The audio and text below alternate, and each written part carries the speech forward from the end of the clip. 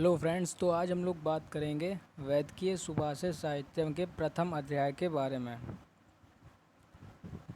तो जो वैदकीय सुभाषित साहित्य है ये आपका संस्कृत के सिलेबस का एक पार्ट है और इस बुक में से 15 मार्क्स का आता है। और ये हमारे सिलेबस में जो इसके फर्स्ट 10 चैप्टर्स हैं उसमें से श्लोक पूछे जाते हैं।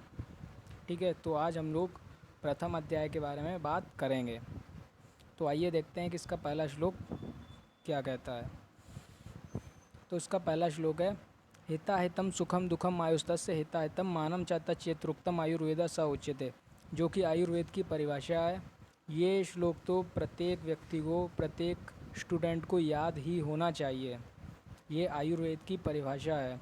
हिताहितम सुखम दुखम आयुस्तस्य हिताहितम मानम च तच्चेत्रोक्तम आयुर्वेद स उच्यते, जो कि चरक ने दी है। ठीक है, तो आइए इसका मतलब जानते हैं, इसका अर्थ क्या होगा। हिताहितम, यहाँ पर संधि की गई है हित और अहित, यानी हित और अहित दो वर्ण हैं, हित और अहित, सुख और दुख। आयुस्तस्य यानी हमारी आयु के लिए क्या हित है, क्या अहित है, क्या सुख है, क्या दुख है। हमारी आयु के लिए सबसे पहले ये वर्ड आएगा, हमारी आयु के लिए क्या हितकर है, क्या अहितकर है, क्या सुख है और क्या दुख है। तो इसका हित और अहित जहाँ बताया जाए वही आयुर्वेद है, उसी को आयुर्वेद कहते हैं। उच्यते, उसी को आयुर्वेद कहते हैं। ठीक है, यानी कि हित अहित सुख दुख आयु, यानी कि हमारी आयु के लिए क्या हितकर है, क्या अहितकर है, क्या सुख है, क्या दुख है, उसका हित और अहित का मान जहाँ पर बताया जाता है वही आयुर्वेद है। या त्रुक्तम आयुर्वेदा सा उच्यते, उसी को आयुर्वेद कहते हैं या उसी को आयुर्वेद कहा जाता है। ठीक है, तो आइए अपना फिर नेक्स्ट श्लोक देखते हैं क्या है।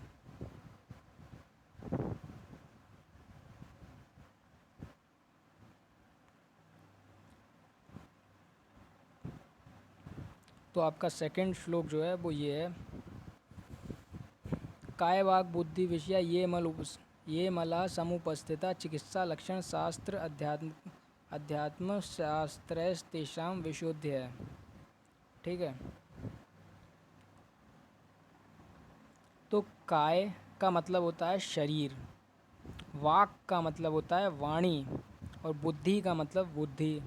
ठीक है, इनके विषय में यानी इनके बारे में, काय वाग और बुद्धि के विषय में जो मल उपस्थित होते हैं, यानी कि जो कमियां या जो कुछ भी कमी जो निकलती है, कोई मल इनके विषय में जो उपस्थित होते हैं।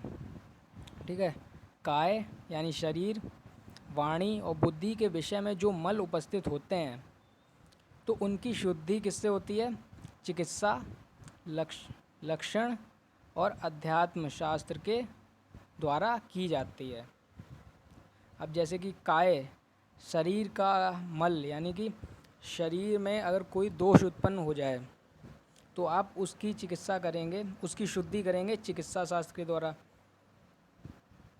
अगर वाणी में कोई मल हो, कोई अशुद्धि हो तो उसकी आप शुद्धि किससे करेंगे?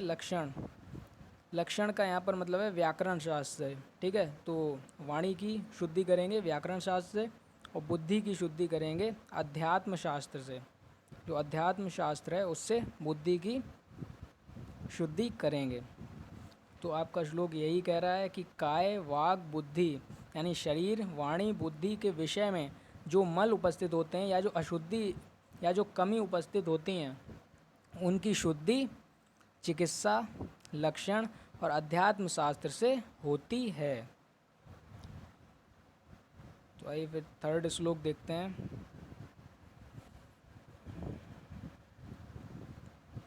ये रहा आपका थर्ड श्लोक, सद्या फलति गांधर्वम मासमेकं पुराणकम वेदा फलंति कालेषु ज्योतिर्वैद्यो निरंतरम। यानी कि सद्या का मतलब है तुरंत, जैसे कि आपने एनाटॉमी में पढ़ा होगा सद्या प्राण हर मर्म, यानी जो तुरंत प्राण ले लें। तो यहाँ पर सद्या का मतलब होता है कि तुरंत, अच्छी, बिल्कुल एकदम तुरंत, जस्ट। तो जो गांधर्वम, गांधर्व का मतलब होता है जो पहले के ज़माने में जो गाना गाते थे लोग, संगीत आदि करते थे, तो उनको गांधर्व कहते थे। तो जो गांधर्व होते हैं यानी गायन जो होता है वो सद्या फल देता है, तुरंत फल देता है। जो गांधर्व होता है वो तुरंत फल देता है, जबकि जो पुराण होता है, पुराण जैसे कि रामायण महाभारत, तो वो मासम एकम, वो एक मास में फल देता है। ठीक है, जो आपका गांधर्व है वो तुरंत फल देता है, जो आपका पुराण है वो एक मास में फल देता है। और जो आपके वेद हैं, जो कि 4 हैं, ऋग्वेद, यजुर्वेद, सामवेद, अथर्ववेद, तो वो कालेषु मतलब बहुत लंबे समय बाद फल को देते हैं। जो वेद हैं वो कालेषु यानी बहुत समय बाद फल को देते हैं। लेकिन जो ज्योतिष और वैदिक शास्त्र होते हैं वो निरंतर फल दिया करते हैं। ठीक है, जो ज्योतिष और वैदिक या चिकित्सा शास्त्र जो होता है वो निरंतर फल देता है। आइए फिर 4th वाला श्लोक देखते हैं।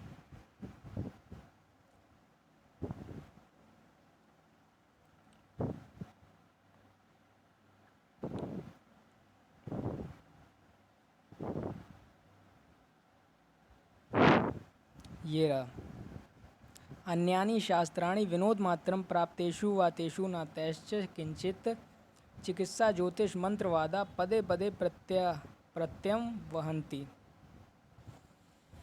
तो अन्यानि शास्त्राणि यानी जो अन्य शास्त्र हैं, जो अन्य शास्त्र हैं वो केवल विनोद मात्र, विनोद मतलब हंसी के लिए, ठीक है, मतलब मनोरंजन करने के लिए।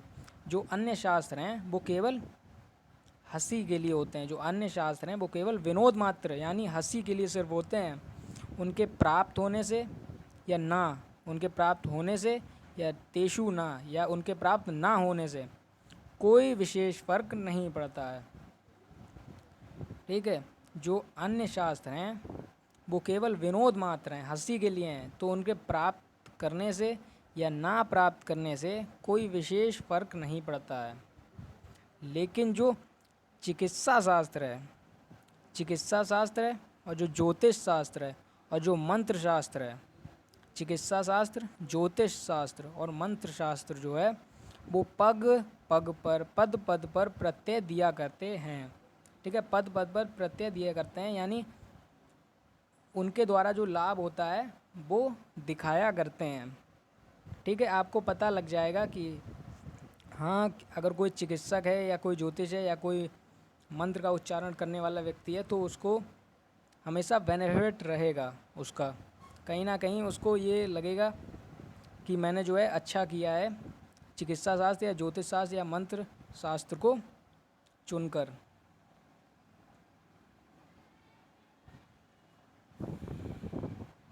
अब बात करते हैं नेक्स्ट श्लोक की। एक शास्त्र वैदम अध्यात्मकम व सौख्यम चैकम यत् सुखम व तपम व वंदस चैको भूपतिर्वा यतिर्वा योकम कर्म श्रेयसम व यशो वा। ठीक है, एक शास्त्र, शास्त्र जो है वो एक है, वैदिक अथवा अध्यात्म यानी वेदांत। शास्त्र जो है आपका वो एक है, वैदिक या अध्यात्म। सौख्य जो है वो आपका एक है, च कम। ठीक है, यहाँ पे चा और जो आपका यहाँ चैकम है इसमें संधि की गई है, चा और एक में, चा और एक में संधि की गई है, चैकम। तो जो शास्त्र है वो एक है, उसका नाम क्या है, वैदिक या अध्यात्म। और जो सौख्य है वो भी एक है, उसका नाम क्या है, सुख या तप, सुख या तप।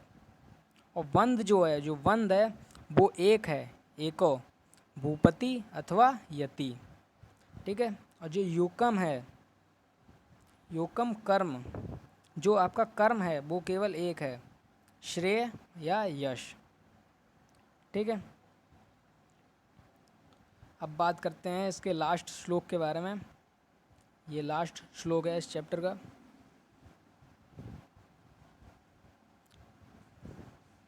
यस्मिन् ज्ञाते सर्वमिदं ज्ञातं भवति निश्चितं तस्मिन् परिश्रमा कार्या किमन्यच्छास्त्र भाषितम्।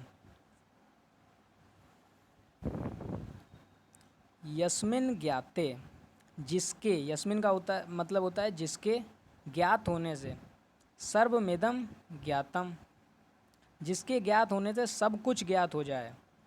ठीक है, यस्मिन का मतलब होता है जिसके, ज्ञाते मतलब ज्ञात होना, सर्व माने सब, सब कुछ, सर्वमिदं सब कुछ, ज्ञात हो जाए मतलब ज्ञात, भवति का मतलब होना, निश्चितम मतलब निश्चित, यानी निश्चित ही जिसके ज्ञात होने से सब कुछ ज्ञात हो जाए, जिसके ज्ञात होने से सब कुछ ज्ञात हो जाए, उसी के लिए परिश्रम करना चाहिए। ठीक है, उसी के लिए मेहनत करनी चाहिए जिसके ज्ञात होने से सब कुछ ज्ञात हो जाए, उसी के लिए परिश्रम करना चाहिए, उसी के लिए कार्य करना चाहिए। किम अन्यच्छास्त्र भाषितम, जो अन्य शास्त्र हैं उनको प्राप्त करके क्या करना है। किम अन्यच्छास्त्र भाषितम, यानी जो अन्य शास्त्र हैं उनको प्राप्त करके क्या करना है, जो जिससे आपको सब कुछ ज्ञात हो जाएगा, आप उसी को ज्ञात करने का परिश्रम कीजिए, उसी के लिए मेहनत कीजिए, उसी के लिए कार्य कीजिए। ठीक है, उसी के लिए यत्न कीजिए, बाकी से आपको क्या करना है। ठीक है, ऐसा इसमें बताया गया है। तो इसी के साथ जो आपका चैप्टर है फर्स्ट वो कंप्लीट हो जाता है।